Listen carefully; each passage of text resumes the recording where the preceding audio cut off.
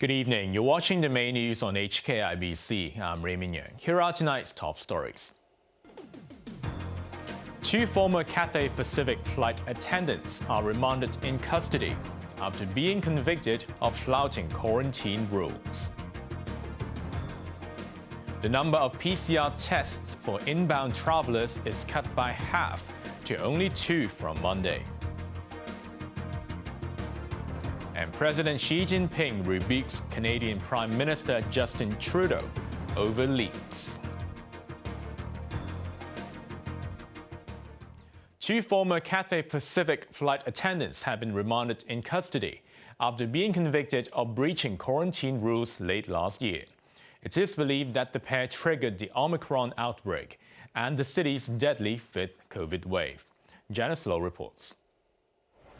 Back in December, arrivals had to undergo 21 days of quarantine. But there were exemptions for some, including aircrew. They had to undergo medical surveillance instead.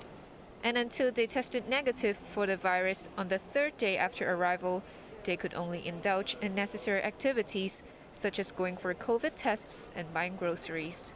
Flight attendants Nielsen Lau and Wong Yun Long, who returned to the city during Christmas, were accused of breaching the rules. Wong, aged 46, left his Sai Ying Pun home to visit Lau in Tuen Mun on Christmas Day. On the same day, 45-year-old Lau headed to the bus stop with Wong before picking up a parcel in a nearby mall. 2 days later, Lau went shopping in Festival Walk in Kowloon Tong and had lunch with his family at the Moon Palace restaurant in the same mall. Wong and Lau tested positive for COVID in late December and were arrested the following month. They were later sacked by Cathay Pacific. It is believed that the pair triggered the restaurant cluster after 9 Moon Palace diners were infected. It also led to the Omicron outbreak and Hong Kong's fifth COVID wave. This morning at Eastern Magistracy, Wong and Lau were convicted of violating quarantine rules after their guilty plea was rejected in April. In his judgment, Magistrate Edward Wong said their activities were deemed unnecessary, although the duo thought their actions were legal. The magistrate added that the offenses were serious as the defendants had abused the quarantine exemption and infected others. The pair were remanded in custody until sentencing next month. Janice Low, HKIBC. Arrivals from overseas and Taiwan will only have to undergo 2 mandatory PCR tests instead of 4 starting on Monday. And the first batch of the BioNTech bivalent booster vaccine is expected to arrive at the end of the month. Joanna Ho reports. From Monday, arrivals from overseas and Taiwan will only be required to take 2 PCR tests, the first on the day they set foot in the city, counted as day 0 and day 2.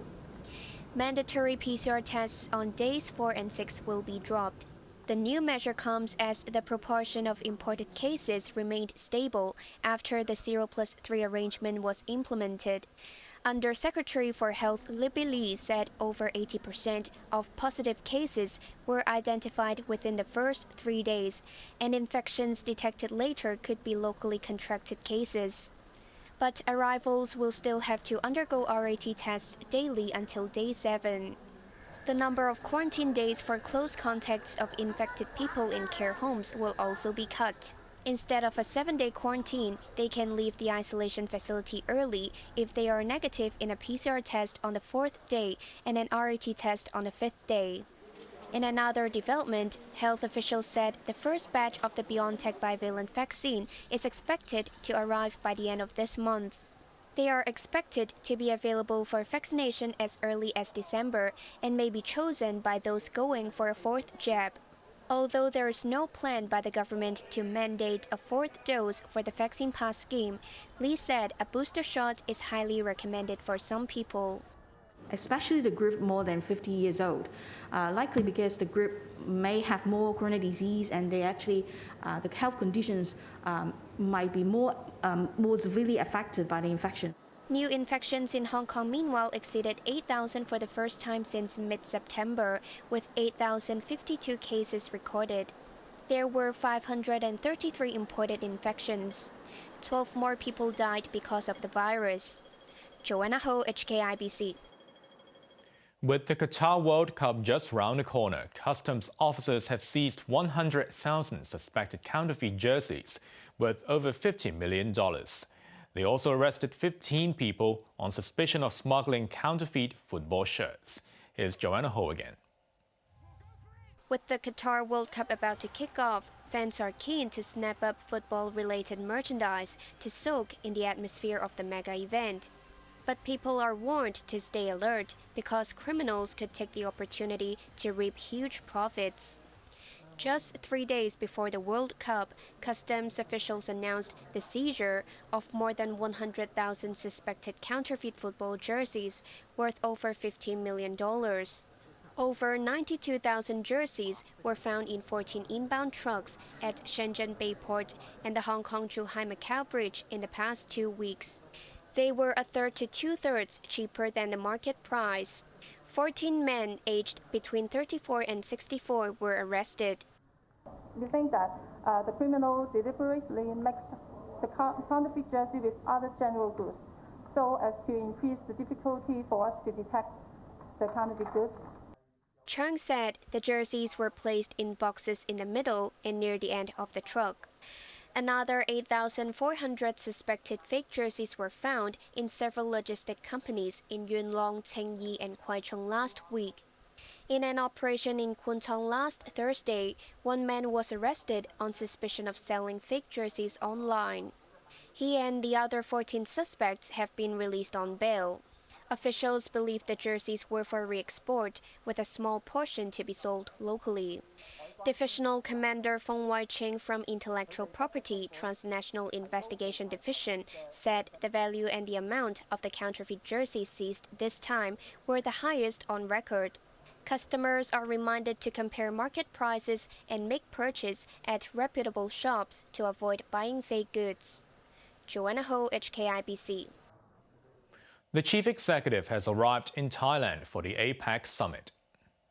John Lee was greeted at Bangkok airport by Ranilphol Pathamathis, Vice Minister in the Prime Minister's office.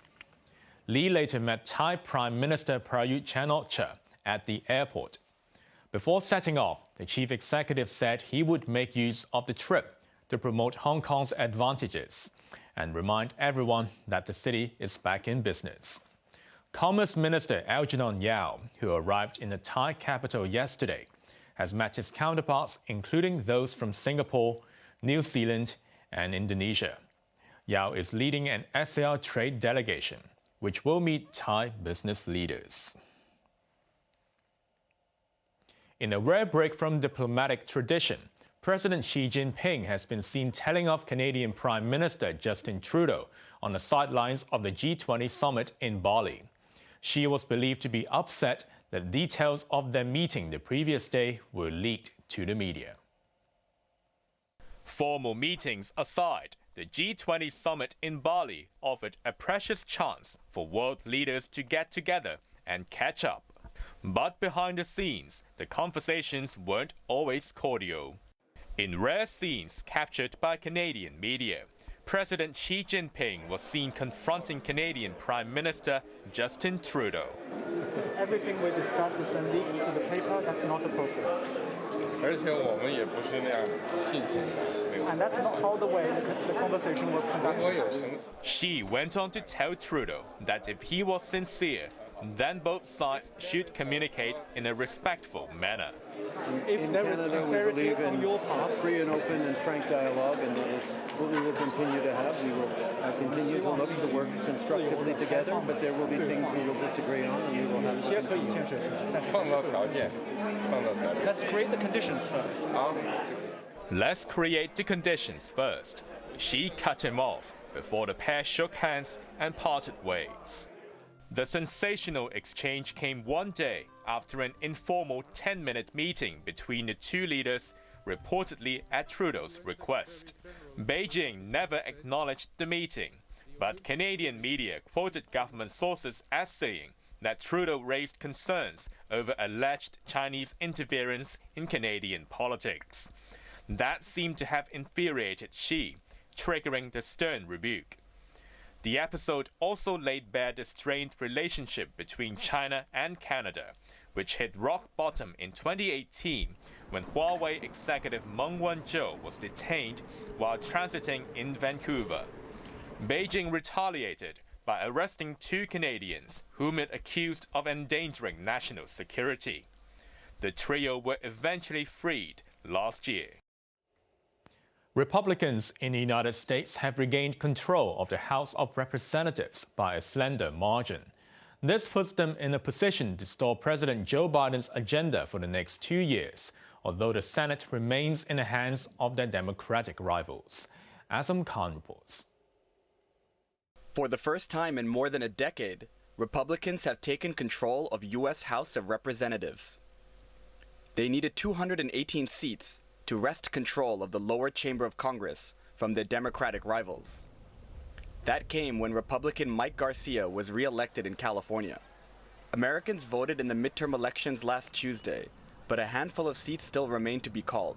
But with a simple majority, the Republicans already have the ability to block President Joe Biden's agenda for the next 2 years. They selected Kevin McCarthy as the party's nominee for Speaker in the new House to replace Democrat Nancy Pelosi. McCarthy, of course, has a long history with President Trump, but the two have had an on-again, off-again relationship. And McCarthy will be working to keep Trump close as he also tries to chart his own way as leader of the Republicans in the House. With the Democrats keeping control of the Senate, the new Congress will be split when it convenes in January. Azam Khan, HKIBC. Myanmar's military rulers have granted an amnesty to 6,000 prisoners, including some high-profile foreigners. They include Sean Turnell, an Australian professor and former advisor to Aung San Suu Kyi, whose democratically elected government was ousted in a coup in February last year. The former British ambassador to Myanmar, Vicky Bowman, and her Burmese husband are also on the list, along with Japanese filmmaker Toru Kubota. 3 buses were seen leaving a prison in Yangon, but it's not known if the foreigners were on board. The amnesty was given to mark Myanmar's National Victory Day.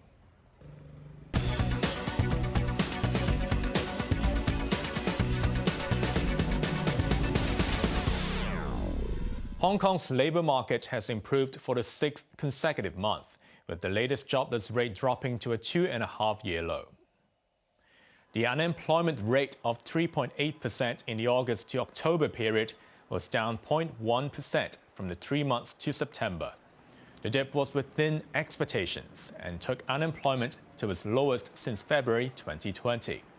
The number of jobless people dropped by about 7,900 to 147,400. There were notable gains in employment in decorating, repairing, and maintaining buildings, as well as in retail and catering. Labour Chief Chris Sun expects the short-term outlook to depend on domestic economic activity, which he says should return to normal, as long as the epidemic remains under control and restrictions are relaxed. Now let's take a look at the markets. The Hang Seng ended the day down by 210 points. The top 10 active stocks. Tencent lost $2.40. Meituan was down $9.30, while the Tracker Fund was down 21 cents. Kuaishou Technology was up 80 cents, but Ping An Insurance was down 35 cents. The forex trading against the Hong Kong dollar, the euro's at 8.10, pound sterling at 9.27, and the Australian dollar at 5.22. Over in Europe, the London FTSE is currently down 48 points. On to the weather now. There will be sunny intervals tomorrow, but it will be overcast for most of the day. Temperatures will range between 23 and 27 degrees. The sun will gradually disappear as the clouds take over in the next couple of days. Now let's take a look at the weather around the world.